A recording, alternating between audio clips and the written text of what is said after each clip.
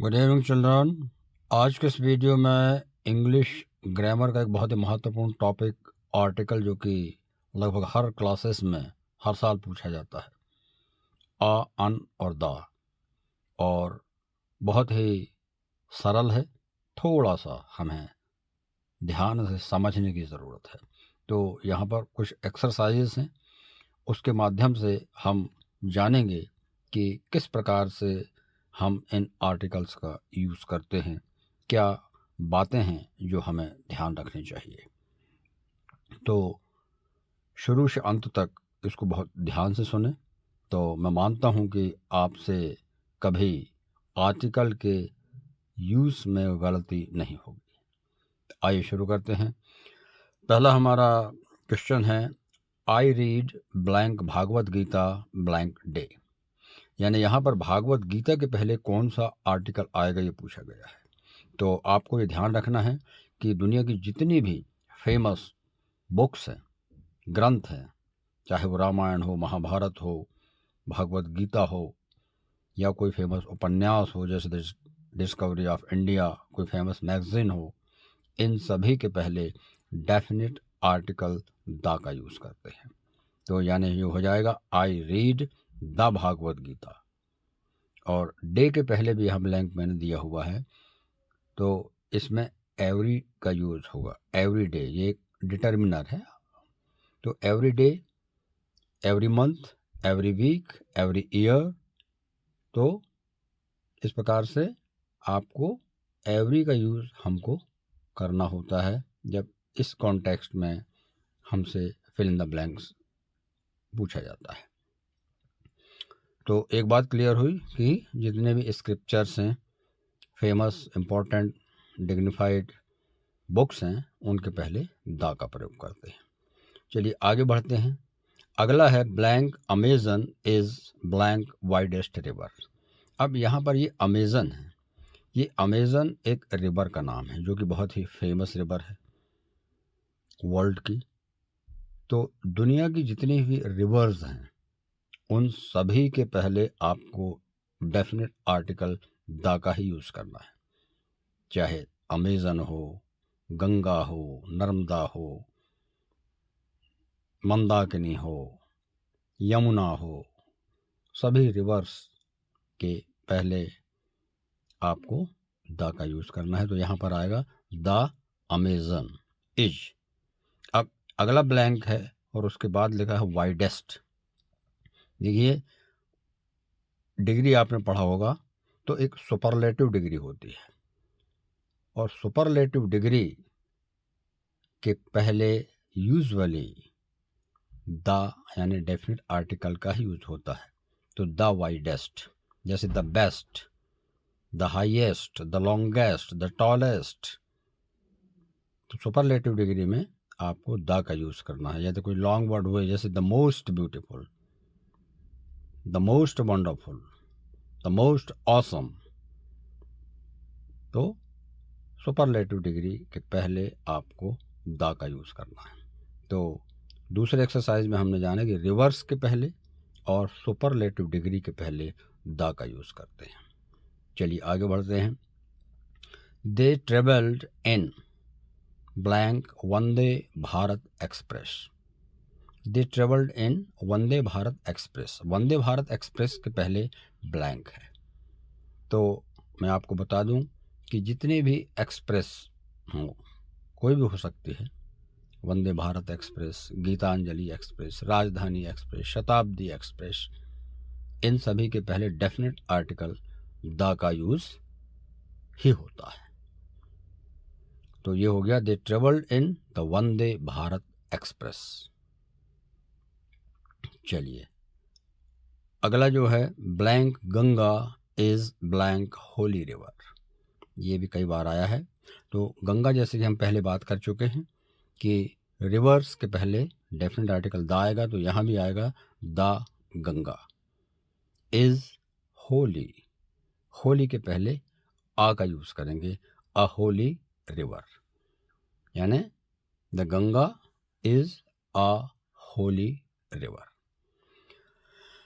मैं आपको ये बता दूं कि जिस वर्ड का उच्चारण यानी कि प्रोनंसिएशन वावलिक साउंड से हो, स्वर ध्वनि, जिसको हम अगर हिंदी के कॉन्टेक्स्ट में जाने तो अ अनार से लेके आहा तक की जो ध्वनियाँ हैं, इस ध्वनि से, साउंड से अगर किसी शब्द का उच्चारण प्रारंभ होता है तो हम वहाँ पर एन का यूज़ करते हैं। और इनसे हट के दूसरे साउंड जिनको हम कॉन्सोनेंट्स कहते हैं, व्यंजन, उनसे शुरू होता है तो हम वहाँ आ का यूज़ करते हैं। तो हम देखते हैं यहाँ पर होली, होली यानी हा साउंड है जो कि व्यंजन है, इसलिए वहाँ पर हमने आ का यूज़ किया। तो the Ganga is a holy river. आगे देखते हैं, Ravi is blank honest boy. अब Ravi is honest, honest article में उच्चारण का बहुत महत्व है। अगर आप सही उच्चारण पकड़ते हैं तो आपसे गलती नहीं होगी। जैसे HONEST है, इसको अगर आप हॉनेस्ट पढ़ेंगे तो गलत है।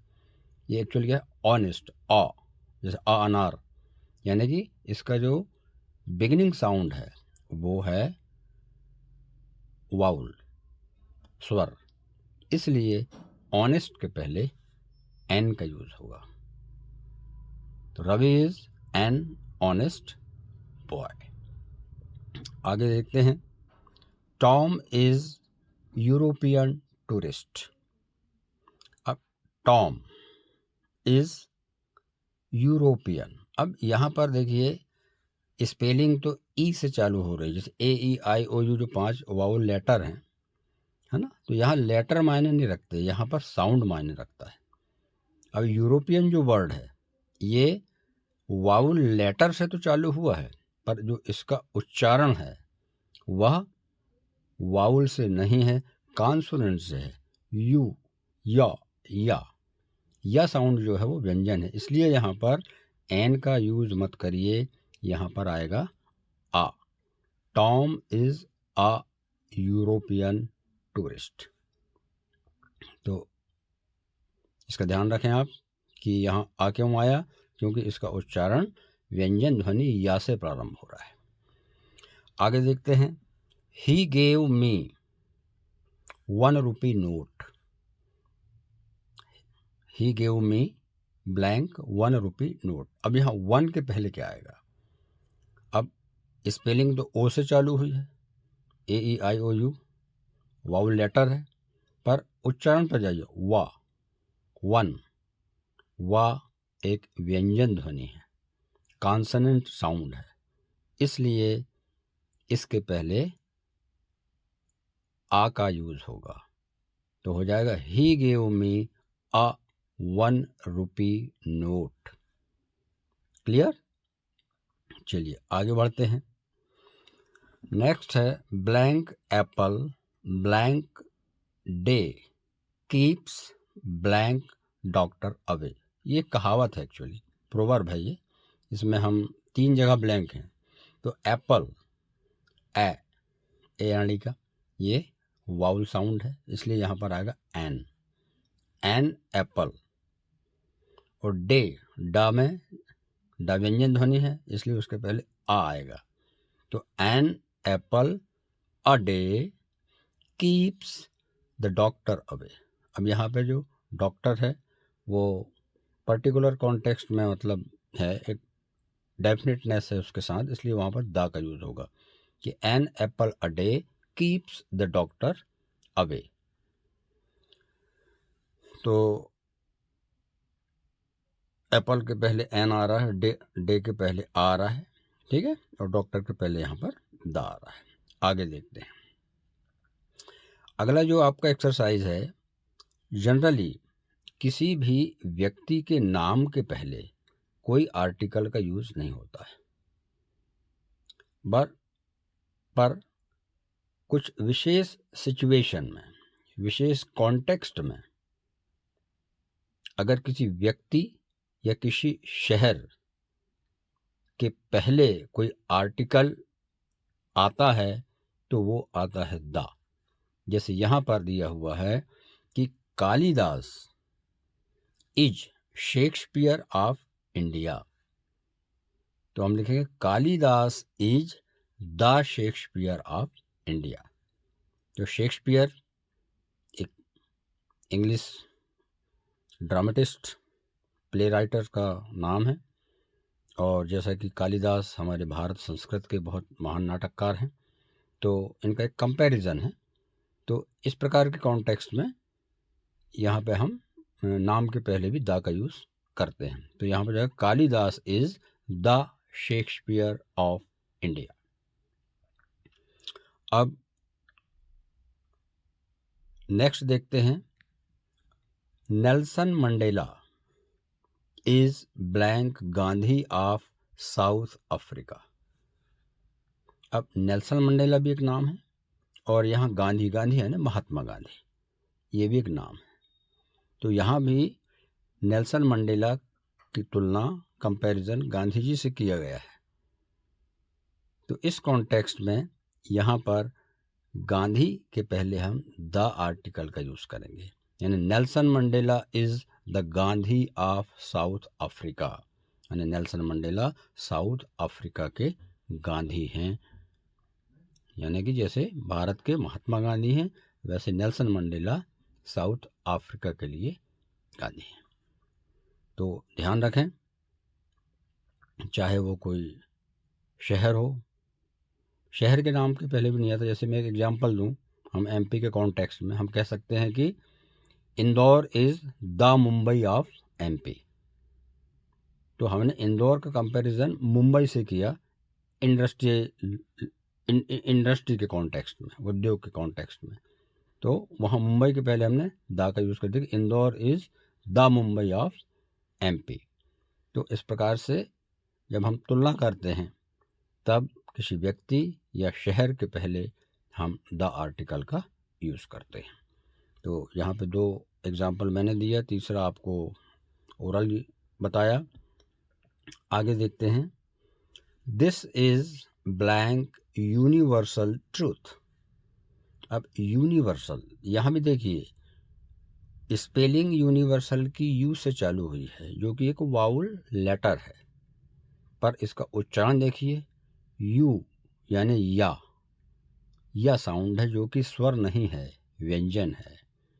इसलिए यूनिवर्सल के पहले या यूनिक भी अगर आपको आता है UNIQUE, तो भी आपको आ का यूज़ करना है।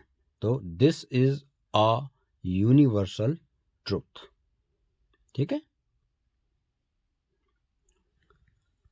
नेक्स्ट है, आई हैव काऊ, और उसके आगे है ब्लैंक काऊ गिव्स मिल्क, यानी आई हैव ब्लैंक काऊ और अगेन ब्लैंक काऊ गिव्स मिल्क। अब यहाँ पर हम देख रहे हैं कि आई हैव काऊ, ये काऊ पहली बार आया, तो हम उसके पहले आ का यूज़ करेंगे। ठीक है, काऊ चूँकि उसका उच्चारण कॉन्सोनेंटल है, व्यंजन से है, इसलिए आ का यूज़ होगा। आई हैव अ काऊ। पर चूंकि अब यही काऊ को जब हम दूसरी बार लिखेंगे, तीसरी बार लिखेंगे, यानी जब वो रिपीट होगी, तो वही काऊ क्या हो जाएगी, डेफिनेट हो जाएगी। इसलिए सेकेंड टाइम से उसमें हम द का यूज़ करेंगे, तो हो जाएगा I have a cow, the cow gives milk. तो जब भी कोई कॉमन नाउन पहली बार आता है, तो उसके साथ ए या एन का यूज़ करते हैं उसके उच्चारण के आधार पर जब वही रिपीट होता है सेकंड टाइम्स ऑनवर्ड, दूसरी बार से वह डेफिनेट हो जाता है, तो उसके साथ हम द का प्रयोग करते हैं। तो बच्चों, मुझे उम्मीद है कि अगर आपने ध्यान से सुना होगा, तो कहाँ आ और कहाँ अन का यूज़ करना है और कहाँ कहाँ हमको द का यूज़ करना है।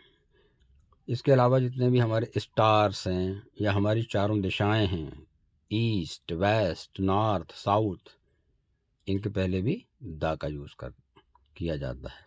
जैसे the sun, the moon, the earth, world, world के पहले भी द का यूज़ किया जाता है, द वर्ल्ड। तो इन सब का ध्यान रखें और बहुत प्रैक्टिस करें, राइटिंग प्रैक्टिस भी करें, क्योंकि राइटिंग की प्रैक्टिस करने से जहाँ तक राइटिंग की सुंदरता बढ़ती है, वहीं उसकी स्पीड भी बढ़ती है, और इन दोनों की आपको परीक्षा में बहुत ज़रूरत होती है। तो फिर मिलूँगा मैं कुछ इम्पॉर्टेंट आइटम्स के साथ अगले वीडियो में। बने रहिए। जय हिंद, जय भारत।